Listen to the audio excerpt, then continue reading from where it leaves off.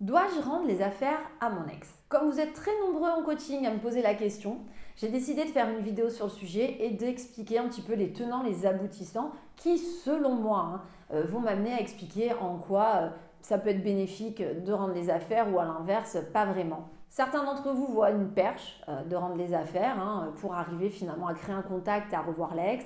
D'autres, à l'inverse, se disent que s'ils rendent les affaires, c'est la fin des haricots parce qu'il n'y aura plus jamais aucun lien qui leur permettront justement de tenir quelque chose avec leur ex. Bref, un sujet que je trouve quand même intéressant à développer parce qu'il y a du bon, il y a du mauvais en tout et que à l'issue de cette vidéo, j'aimerais justement que tu sois capable, en fonction de ta situation, en fonction de l'état d'esprit de ton ex aussi actuellement, de savoir qu'est-ce qui irait le mieux, qu'est-ce qui serait plus approprié finalement dans ta situation. Alors comme je sais que tu es dans une période de ta vie où tu manques cruellement souvent d'objectivité, de lucidité, je te laisse en complément de cette vidéo la possibilité d'avoir accès à une checklist de 14 interdits.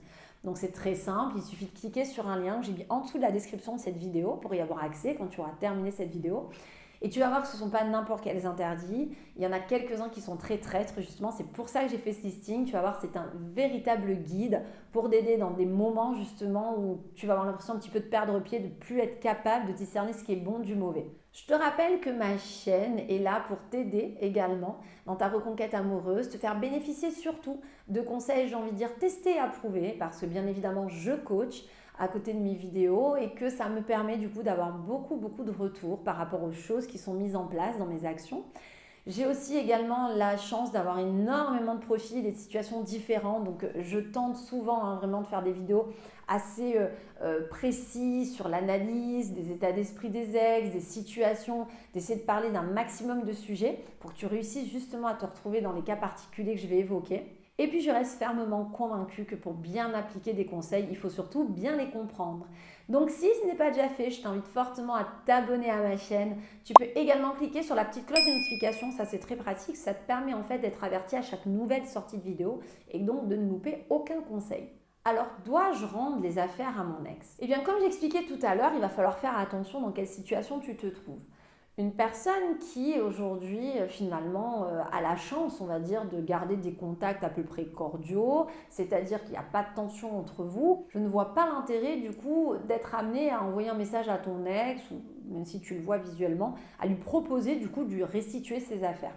Il faut comprendre que si on se met à la place de ton ex à ce moment-là, si tu prends cette initiative, ça peut être vécu un petit peu comme un rapport de force. Ou alors la preuve que voilà, tu vas statuer sur le fait qu'il faut qu'il récupère ses affaires, qu'après tout, il y a des choses qui restent à la maison et du coup, il serait temps qu'il s'en occupe. Alors, pourquoi pas dans un cas de figure où aujourd'hui tu veux couper les ponts avec ton ex, que tu vas aller de l'avant, passer à autre chose. Parce que la réalité, c'est ça, c'est qu'on se rend les affaires une fois qu'on décide de terminer nos chemins. Mais d'un autre côté, si aujourd'hui tu es dans des rapports plutôt cordiaux, moi je trouve que c'est tirer une balle dans le pied que de sortir là d'un chapeau de nulle part l'idée de au fait tu as des affaires, il faudrait que tu les récupères ou est-ce que tu veux que je te les envoie. Ça donne vraiment la sensation que tu vas finalement acter toi aussi la rupture et ça peut aller un petit peu à l'encontre des rapports cordiaux qui sont censés peut-être un petit peu évoluer, on l'espère souvent dans les reconquêtes amoureuses, pour justement amener ton ex à se détendre un petit peu au sujet de vous deux et donc de parler de tout sauf de ça. Ensuite, ça peut aussi être un petit peu déstabilisant parce que j'ai parfois des coachés qui vont me rapporter du coup avoir eu des comportements là précédemment assez harcelants ou alors des comportements qui étaient peut-être oppressants à vouloir amener l'ex à tout prix à changer d'avis, à se rendre compte que c'est une erreur, qui ensuite réussissent à passer par un cap un petit peu où tout est détendu, hop, la relation reprend un peu, je parle de relation amicale, ou en tout cas ils arrivent à se reparler, donc il y a un petit peu d'accalmie et d'un coup, cette idée de Christelle, est-ce que j'ai des affaires, j'ai tel truc chez moi, je lui envoie un texto pour lui dire que voilà, il faut qu'il récupère ses affaires. C'est un peu déstabilisant parce qu'en fait, c'est pas très régulier, c'est même particulier. On passe d'un moment où il y a une grosse crise à un moment où tout s'apaise et là d'un coup on reparle de restituer les affaires. Alors, ce que moi je veux exprimer, c'est qu'à un moment donné, les ex ont les ressources personnelles pour récupérer leurs affaires. Si c'est quelque chose d'important, si l'ex a besoin vraiment de récupérer son pantalon, son appareil photo ou je ne sais quoi, il ne faut pas s'en inquiéter, l'ex sera en mesure d'envoyer un texto pour le dire, le signifier. Donc ce que je dis, c'est pas que ça veut dire qu'il faut garder à tout prix les affaires de l'ex à la maison, mais ça veut dire qu'on peut aussi prendre le parti que si l'ex veut récupérer ses affaires, à ce moment-là, voilà, il sera en mesure de le faire de lui-même. Il faut apprendre à être cohérent en fait dans les actions qu'on met en place. La logique, c'est que si aujourd'hui tu es plutôt à vouloir te rabibocher et entretenir des liens plus sympas, c'est pas de toi qu'est censé venir l'initiative de restituer les affaires. Maintenant, il y a ce cas de figure également où rien ne se passe, un statu quo énorme, c'est-à-dire qu'il n'y a plus de rapport, il n'y a vraiment plus de discussion possible, plus de SMS entre vous, et qu'il semblerait que restituer les affaires soit un petit peu la seule source finalement possible pour arriver à se revoir ou avoir une discussion. À la limite, dans ces cas-là, pourquoi pas, mais attention à la tournure de phrase, au message ou à l'appel téléphonique lancé pour justement aborder le sujet. Il faut bien comprendre que si tu as dans l'optique de te servir de restituer les affaires pour finalement avoir un quart d'heure de discussion ou de visu avec ton ex, alors fais un message qui va avec, fais un message cohérent avec cette démarche. J'ai des gens qui veulent se servir de ça pour provoquer l'ex justement à le revoir, mais avec des textos presque assassins. Du genre, oui au fait il y a tes affaires, qu'est-ce que je fais? J'ai mis dans un sac, je te dépose chez toi, tu veux que je les envoie par la poste? C'est absolument pas cohérent. Si tu es en mesure aujourd'hui d'écrire un tel message, pas de problème. Alors ne pars pas dans les perspectives d'améliorer quoi que ce soit, parce que c'est pas l'image que tu véhicules à ton ex. Par contre, si tu veux te servir de ça pour passer un petit peu de temps avec ton ex et justement en profiter pour saisir une perche ou lui dire quelque chose qui pourrait être bénéfique pour la suite, à ce moment-là, mets une tournure qui va aller du genre coucou, il y a quand même pas mal d'affaires qui restent à la maison, je me suis dit que peut-être tu en aurais besoin, comment tu veux qu'on procède? C'est quand même très calme, très serein et ça véhicule l'image en plus à ton ex que tu n'es pas du tout dans les rapports de force, que tu fais pas ça pour le piquer ou la piquer, que voilà, c'est la logique finalement, la continuité de la situation, qu'aujourd'hui du coup, voilà, comment on peut s'arranger. Là encore, tu t'aperçois qu'il y a le fond et la forme. J'ai des personnes aussi qui vont me dire oui, j'ai pensé récupérer les affaires et tout déposer devant sa porte. Oui, pourquoi pas, mais c'est toujours pareil, ça dépend ce que tu attends derrière. Moi, je pense qu'à un moment donné, ça peut paraître quand même un peu intrusif. L'ex va rentrer à la maison, on voit ses affaires devant la porte. Oui, si tu as envie de faire ça pour piquer ton ex, parce que tu as une blessure à l'ego, mais que tu sais que derrière, voilà, tout arrête et que tu n'as pas envie de continuer, pourquoi pas à ce moment-là? Mais si aujourd'hui, tu as vraiment au fond de toi l'envie d'essayer de renouer un contact, déposer les affaires comme ça, c'est pas malin.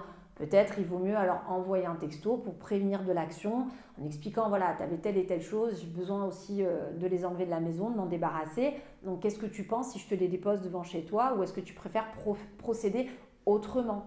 Là encore, tu fais preuve de sagesse, de calme et de maturité dans ton échange. Et puis tu te donnes plus de chances d'avoir un retour aussi apaisé du coup. Parce que j'ai en coaching des gens qui sont choqués d'un retour de texto. Quand donc mon coach va expliquer que je vais te déposer les affaires ou je t'envoie tout par la poste et que la réponse est un OK ou alors ça marche merci. Mais en même temps, à quoi s'attendre d'autre? C'est pour ça que c'est important quand même de bien prendre du temps au niveau de la réflexion sur quelle est ton action, qu'est-ce que tu attends finalement quand tu veux restituer les affaires à ton ex. Est-ce que c'est une piqûre à l'ego, mais auquel cas fais attention au retour de bâton, ou est-ce que tu veux t'en servir parce que c'est peut-être l'occasion ultime pour arriver à créer un contact?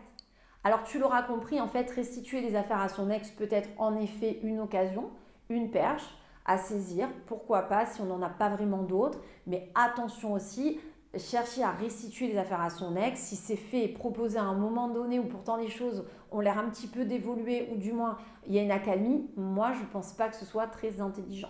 Bien évidemment, si toi de ton côté tu as quelque chose qui est resté chez ton ex qui est important, là c'est encore un autre sujet. C'est même pas je veux récupérer toutes mes affaires, ça pourrait être écoute j'ai besoin de mon appareil photo, j'ai laissé mon sac de sport, j'en ai besoin, est-ce que tu penses que voilà on arrivera à s'arranger pour que je puisse le récupérer? Mais là encore il faut faire attention du coup à ta tournure de phrase et puis ça se passera bien, ce sera pas mal vécu puisque tu en as réellement besoin. Tout est question d'état d'esprit et de situation en fait. Je te rappelle que justement pour t'aider, je t'ai laissé en complément de cette vidéo une checklist de 14 interdits. Des interdits tu vas voir qui ont été sélectionnés.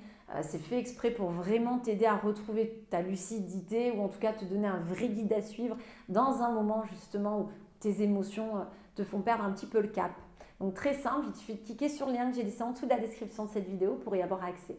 Si le contenu de cette vidéo te plaît, pense au petit like d'encouragement, à t'abonner à la chaîne si ce n'est pas déjà fait en cliquant sur la petite cloche des notifications ultra pratique pour ne louper justement aucun conseil à venir. Et en attendant, je te dis à très bientôt pour la suite de mes vidéos.